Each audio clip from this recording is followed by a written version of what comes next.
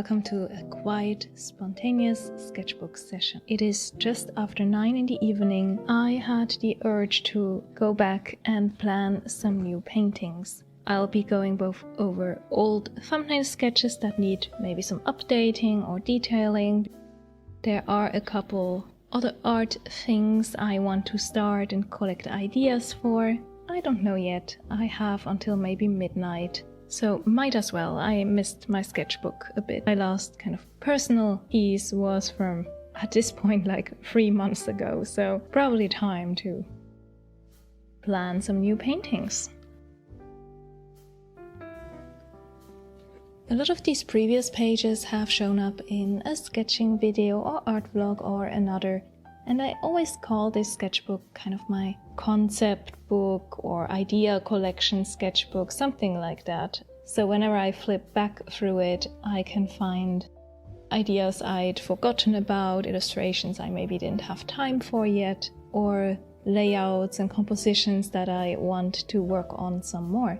So yeah, great to have, even if probably not the most aesthetically pleasing sketchbook you'll ever see. I recently finished this painting of Mina.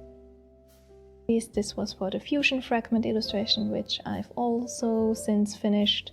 The Rapunzel piece, which is also finished. I feel like I've actually been quite productive, even if it may not look like it, just from the sketchbook itself.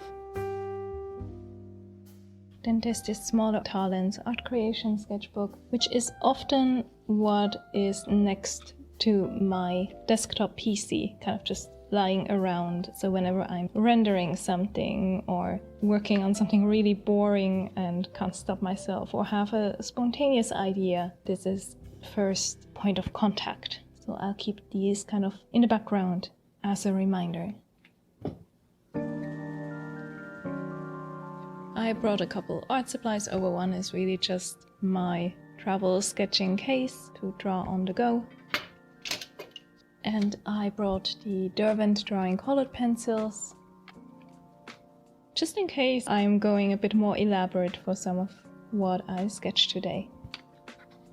Usually when I sit down to film, I do have some kind of plan in mind, an idea of what I want to do.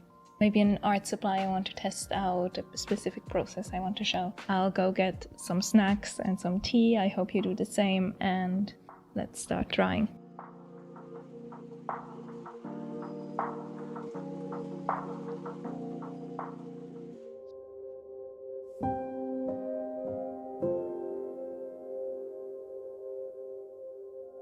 For my first sketch, I actually have a theme to go with. Symbology of sleep. It's the title of this month's auction event of the Bad Apple Artist Collective, and I'm diving in with ideas connected to the language of flowers. I looked up a whole bunch during my lunch break earlier that day: moonflowers, carnations, rainflower, but what really stuck with me was the lotus flower as a symbol of rebirth, and poppy flowers as the sleep itself. But there are different meanings attached to different colors of the poppy flower as well, which I was excited to explore with some color sketches here. My first portrait sketch turned out surprisingly earth-toned. Maybe it's the color palette of the Derwent Drawing pencils, or just that I'd looked at paintings of Ophelia for inspiration earlier that day. So while I abandoned the greens and browns later, I for sure want to tackle a portrait like this in the future. Maybe a fae or elven creature in a forest. Usually for complex illustrations, I draw a lot of thumbnail sketches first. Stick figures and blobs to get an idea of the composition. But for a small original piece, very simple and more about mood than complexity, I actually really like this approach of diving in headfirst and just seeing what happens, what I resonate with.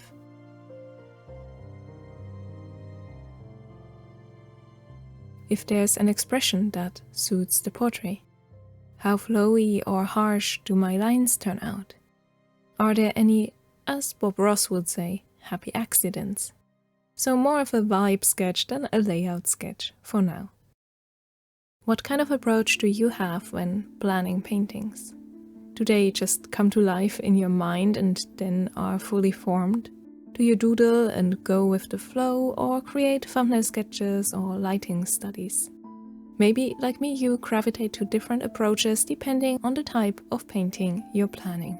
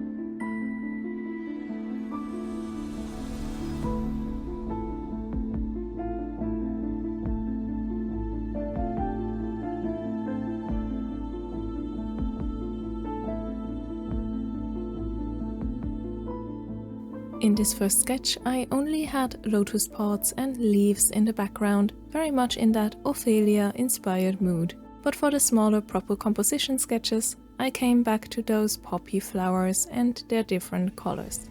They generally symbolize sleep, as I mentioned, oblivion, imagination, even death. And then more specifically, white poppies are a symbol of dreams as well.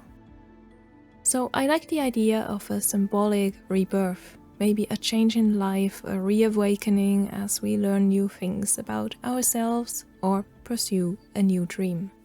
The ink blue Derwent Drawing was just the shade I grabbed for these sketches, but then I really fell in love with the contrast of that against the red lotus or red poppies. So I actually think this indigo red-white color palette would be a great fit for the final painting.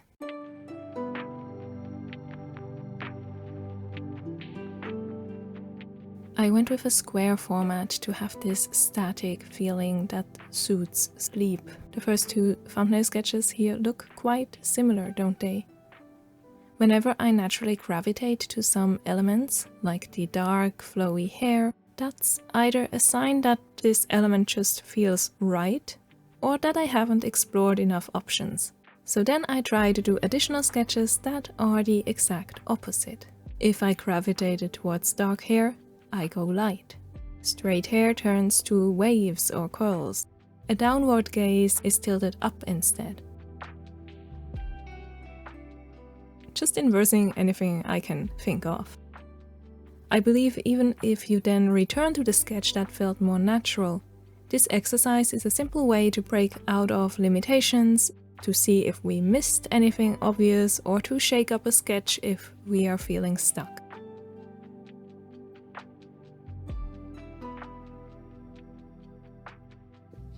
This first sketch here was just kind of to warm up a bit, something very loose and simple. Then I took a closer look at how I could paint the expression of the eye.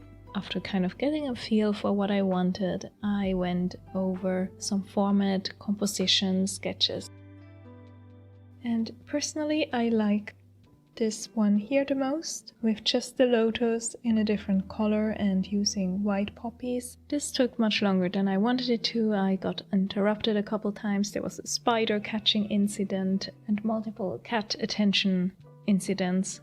But for having no idea what I really wanted to sketch at first, I'm quite happy that I have a direction to now go with.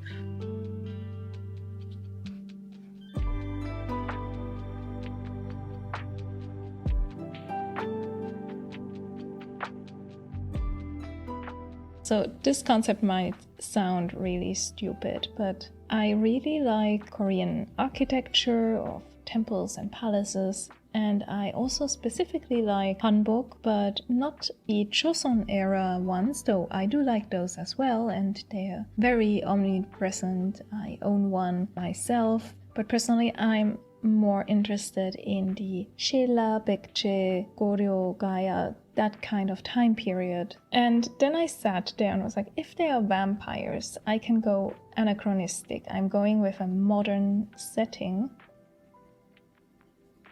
That's something I like so much about Seoul, that you can have this majestic old palace or beautiful temple, and then in the background just endless high-rise buildings. So I want to capture some of that contrast.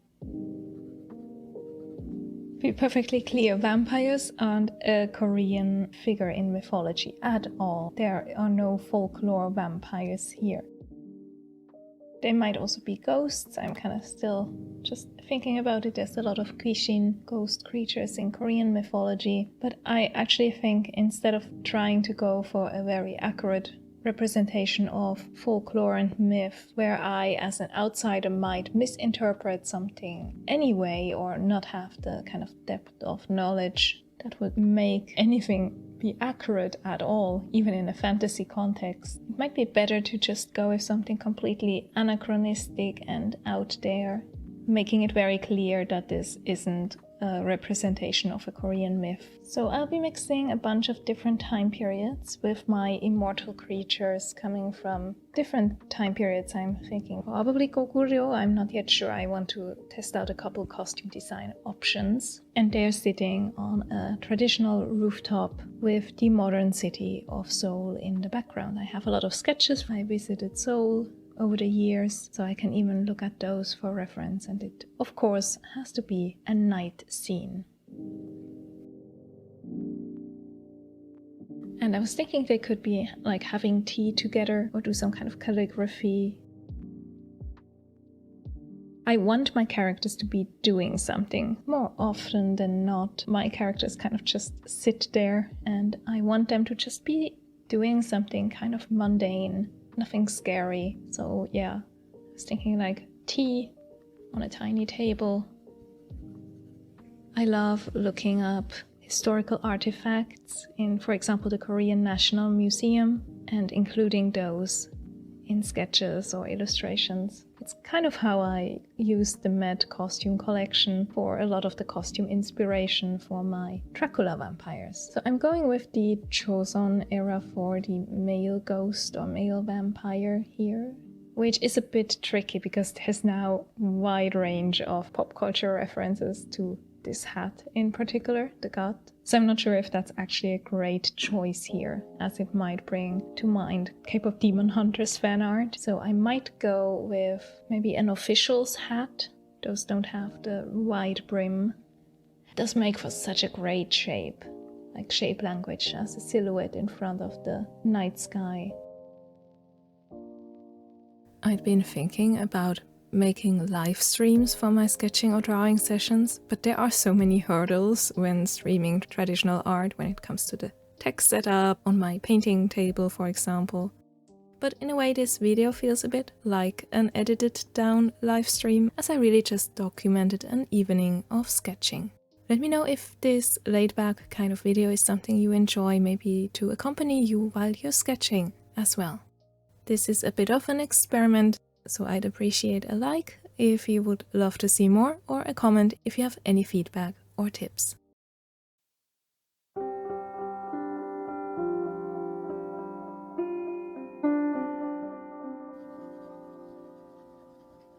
The reason I like this sketchbook so much is that I can draw multiple versions of an illustration next to each other. There's so much space.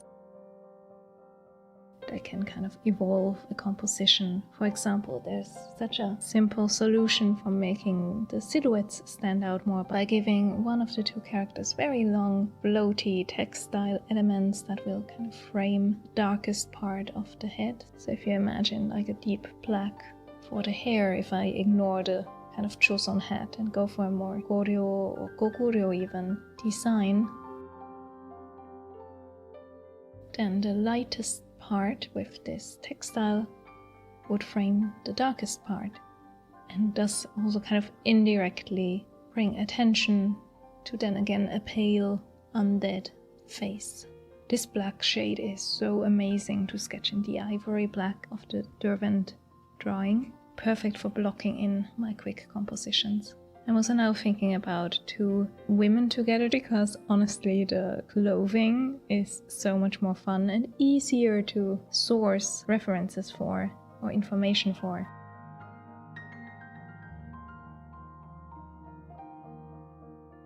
Maybe something like this would work. Having one sleeve of course means there has to be another unnaturally long sleeve, which I could then drape to the front, but that's too much of a symmetrical thing, so I might have that twist to the foreground. Because you have multiple planes to an illustration, and sometimes it can be really interesting to have elements move from one plane to the next towards us. Then she's holding a brush, and he or she, teapot. Then of course there's the whole reason that this is a vampire illustration and not a ghost or random mythical creature scene. So we have some suspiciously red tea and equally suspiciously red paint. You would never use red to write, for example, a name of someone. So just seeing that would bring to mind maybe shamanic talismans or something kind of supernatural. Might be a good fit here. So we have our two vampires engaged in completely innocent hobbies. I didn't use green just on a whim or just because I like the color, but it really is a consideration if I want to give this a green undertone. I've been playing a lot with cobalt green, cobalt turquoise, chromium green oxide, chromium oxide green, what's it called? Chromium oxide green, which is very close to this olive earth, and I like how those are such a nice complementary contrast to any red elements I might have. I've been playing with green lighting for a lot of my Dracula pieces, so it would feel natural to bring it back, and then suddenly that brought to mind tanjong, the traditional mural or painting, decorative painting techniques on Korean temples, palaces, gates, so maybe I could use a limited palette inspired by that. Probably not as green, as olive green as in my early sketch here, but one could do something really nice with like a cobalt turquoise and then gradient to the front, some green elements in the clothing. This time period had a lot of really fun patterns on clothing. From far away it could look a little bit like dots or stripes, so kind of not what you maybe expect. I think it might look really nice to have that in various green tones. So let's contrast it differently here and make it a red moon, because why not?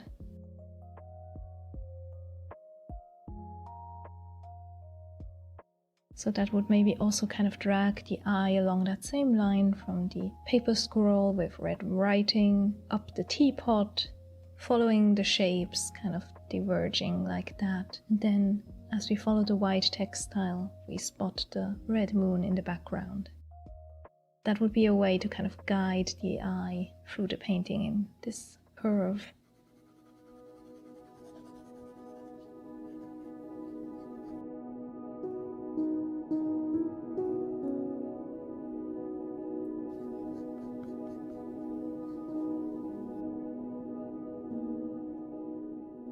Overall, I want to keep the value scheme quite dark.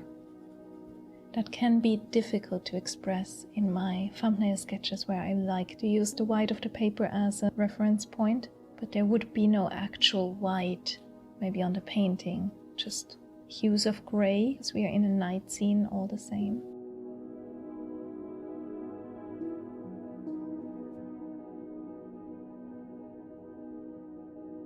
Let me think, if it's tanjong we would need yellow, red, blue, the turquoise green that is mixed from them, black.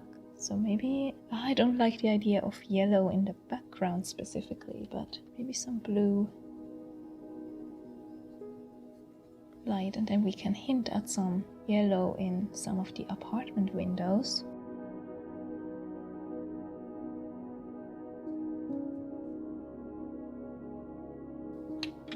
Another easy way to include the yellow would be to make the paper she's writing her calligraphy on. It's like a long scroll unrolling over here. and then, yeah, maybe a couple hints of light. Then the sky itself has this red moon transitioning into the black of it. So then I have to be careful to have all the red in the background and then not use it on the characters so that just these small red elements here pop properly, right? Their lips and cheeks are red, or elements of their clothing is red. It would kind of distract too much and bring too much of that color into it. And if there's more of this green here, I might want to balance it out a bit, give her also some green elements to the clothing, maybe a green belt. It's actually really fun to talk through my thought process, as I usually just kind of do this subconsciously.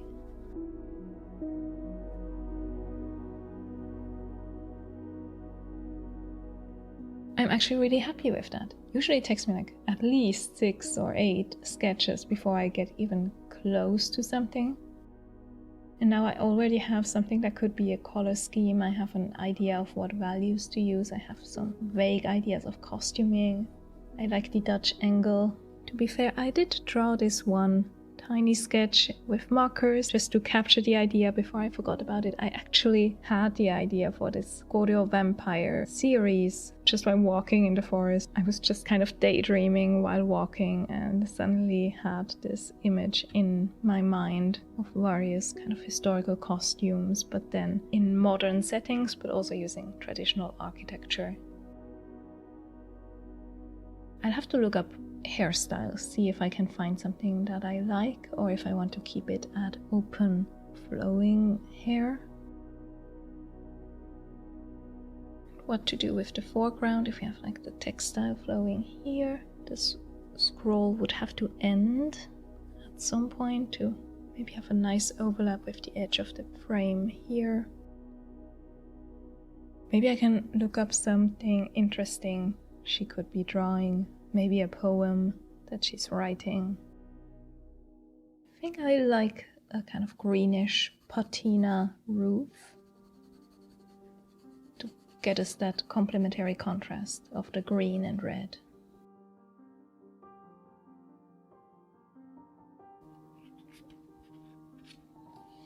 I got way less done than I expected. There were a lot of interruptions, including a time when both my camera batteries weren't properly charged. The whole reason I'm even awake and drawing at this time of night, there's a lunar eclipse here in Korea. I wanted to have at least a partial view of it, and maybe that's why this red moon or generally night motifs were at the forefront of my mind. I'll go take a look if there's anything in the night sky that's visible, and when I come back I might give some more of these a go now that I'm kind of in the flow.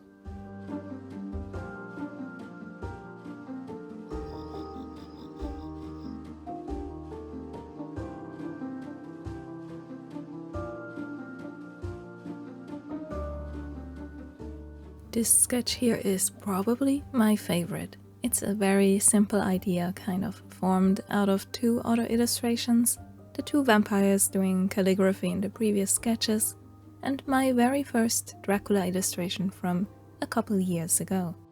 There I'd played with the perspective of Dracula's castle to create this surreal magical view.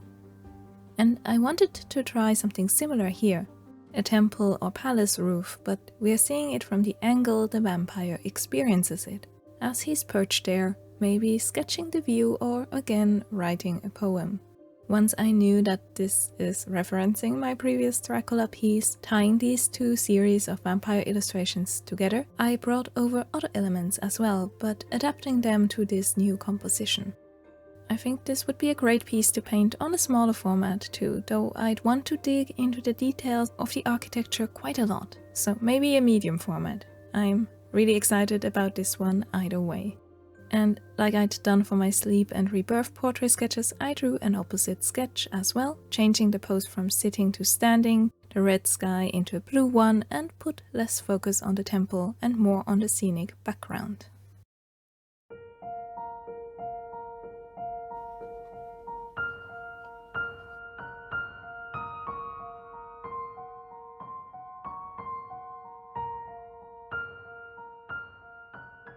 I think the top one is much more easy to read and much more legible, but there's something surreal about two moons that I really like. It's a reference to creation myths of Korea, where there were two suns and two moons in the beginning, and one each had to be destroyed. Does that make sense with my supernatural vampire, ghost, Gumiho creature theme that I'm going for?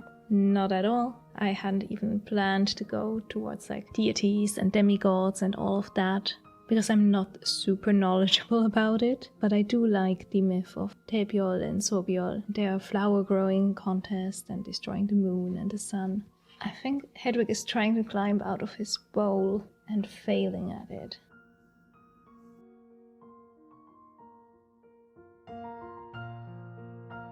So yeah, I'm not happy with the second composition. I did want to try this standing pose, but it leaves less room for intricate architecture elements that I want to include. The two moons don't make sense in this. I like having them here because you never know, in a few months or even a year, I might look at this and find a different use. And this is the marker sketch I'd drawn for it, just to capture my first idea. How wonderful. They can just be stick figures, as a lot of thumbnail sketches are really just reminders that will jog my memory. Be like, ah yes, that's the painting I had thought of and then forgotten about.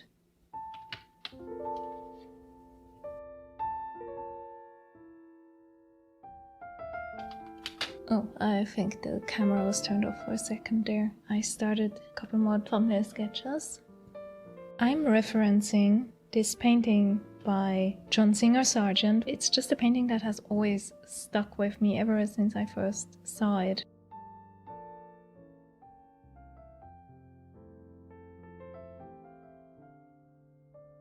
There was this white statue at the temple near Sanbangsan we went to that I also found very aesthetically pleasing, so I imagined some kind of white statue in the background and then this white clothed ghost lady in the foreground. So this would be a Choson style hanbok with the typical that you probably have seen, short jacket, the ribbon. There is color in that Sargent painting. It's just very intense but on very small areas. Something dangling ornament there, and some red as well.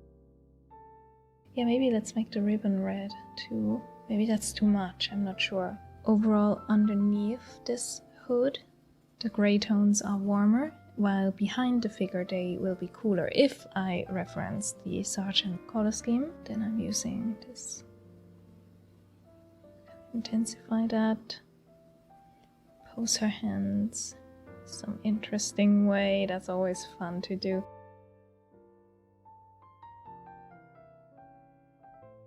Warmth in the foreground, and cooler grays in the background, and maybe some darkness in the upper corners. We've left the vampire concept for now. This would definitely be just a traditional Korean ghost.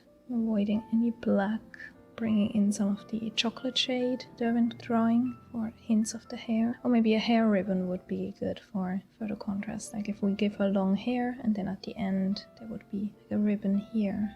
Then some shadow where her hands and arms disappear into the sleeve. But overall, because we are in the shadow, it would have to be kind of darker here.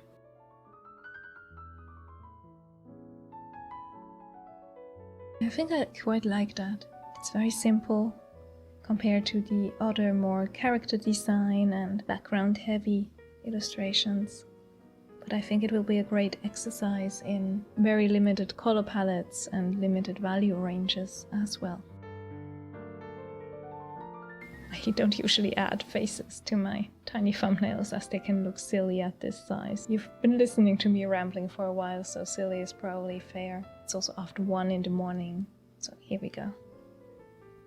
And then I had another idea which is very vaguely sketched in my art creation sketchbook, which has a similar color palette, pretty much actually.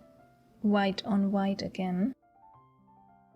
And I want to use a paper fan to kind of obscure the lower half of her face. How would that work? If you go too high, you lose too much and the expression becomes kind of silly. So mostly her mouth. Paper fan, maybe that'll here. Which hand would that be? Be the hand coming from here.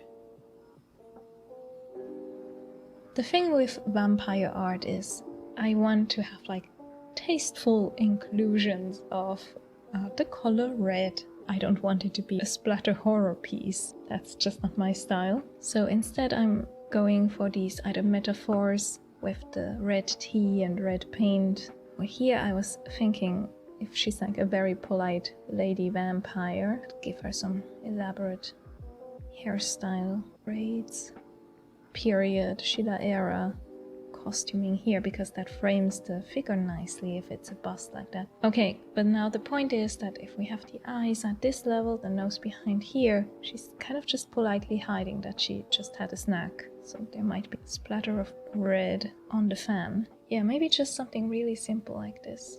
And then red glowing eyes. We're going silly again with those. Now that I think about it, while this is all about light, shades, here we could go for contrast, especially if we have some kind of elaborate, braided, majestic hairstyle going on.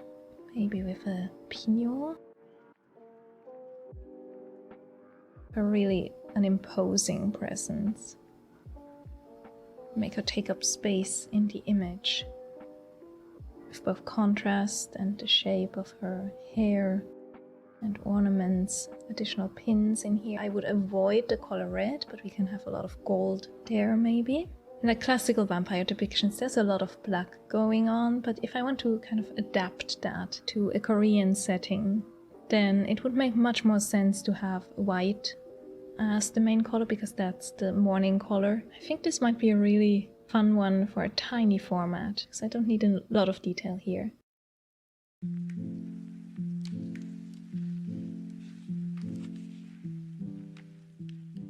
Kind of just smirking behind. Oh my god, that looks so silly. I should sometimes just leave the expressions blank. But this is a reminder to me that I maybe want her to look mischievous.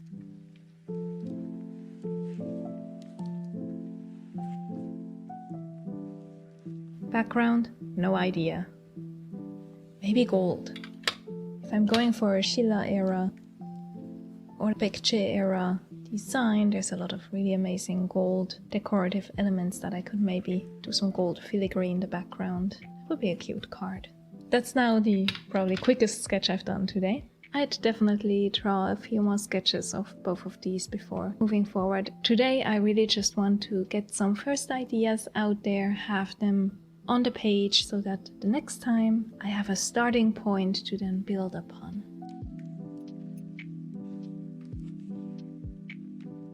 I drew just a couple more sketches after that, trying to capture a Gumiho out on a stroll in the city, getting snacks at a convenience store, maybe. In any case, I've been painting a few book cover and interior page illustrations over the summer, so a lot of painting time was all about client pieces, and this feels like a great project to dig into when I have more free time for personal art and to expand my portfolio, as it matches with my Dracula illustrations but also has this connection to Korea, letting me use all my sketches and photographs I've collected over the years to create more distinct character designs and environments.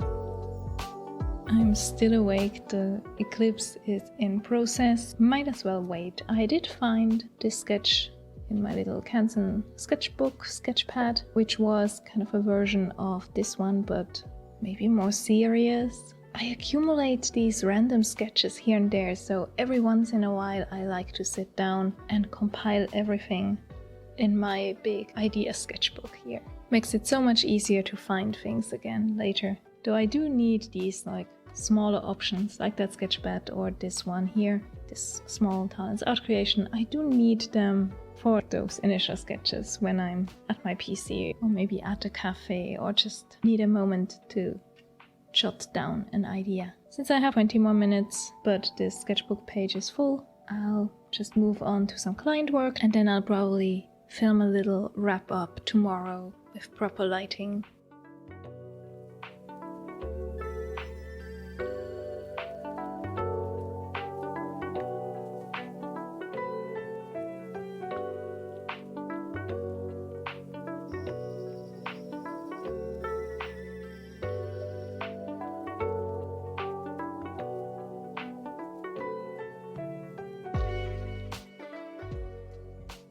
I hope the audio quality is okay because it's raining now. I just wanted to show a daylight look at my sketches from last night as a kind of wrap up. So this one is for the next Bad Apple Artists auction. Let me know if you'd like to see me paint it.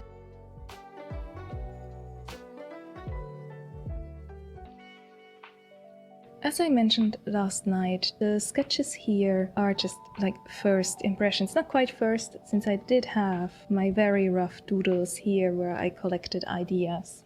My thumbnail sketches for illustrations usually take up pages of different just format explorations. But sometimes an illustration, if I have it visualized a lot in my mind, can be much more immediate and kind of comes to the page more or less fully formed. And I'm actually constantly drawn towards this scene. I'd talked about the other sketches, I think, sufficiently. I just want to say that the Derwent Drawing pencils are so soft, they're amazing to sketch these color thumbnails. You can very quickly lay down beautiful colors without having to be finicky. You can just keep it very rough. And the colors are muted, but I still had a wide range available, keeping me restrained to basics, not yet worrying about exact individual shades, but just breaking down what I might need, from warms to cools, blues to reds to golds. The last one here is kind of a fun one, I think. This, in Korean folklore, there's the figure of the Gumiho with the foxtails, and they eat human liver. So I'm imagining her with the takeout cup of something very red and gooey. I don't know, there's a theme going on here, kind of these supernatural creatures going to the convenience store and buying their little drinks and wandering the city at night. After that I was really tired and was kind of just waiting to see if the moon would maybe show up again. There was a thunderstorm going at the same time. I made some composition sketches for the next commission I'm working on in a series, trying to avoid a too frontal, horizontal camera, so I'm maybe angling it slightly downwards and tilting the axis. Often my sketchbooks are in conversation with each other. Last night, for example, I had my early thumbnail sketches for the same scene here propped up and was looking at them and kind of just reflecting on them while drawing in this one, and then I'll probably use this as my reference, so to say, to draw one or two final sketches in color in this sketchbook again. It's kind of a back and forth. So while this was probably a very different video than what you're used to from me, just really me talking about my thoughts while I'm working on these, I hope you enjoyed it. I just wanted to give kind of a realistic look at how I plan new art, how that can be like a random evening after dinner. Doesn't always have to be on a lunar eclipse, but that certainly helped me stay motivated to draw until late at night, and also maybe brought some of the moon symbolism into it. Let me know which of these illustrations you like best, if you'd like to see one or more of them as a painting process once I get around to them. Maybe you have some feedback on how I could even adjust the compositions, or maybe some ideas for the color palette. I'd be very curious to hear those, as a lot of these are still kind of just first iterations of an idea.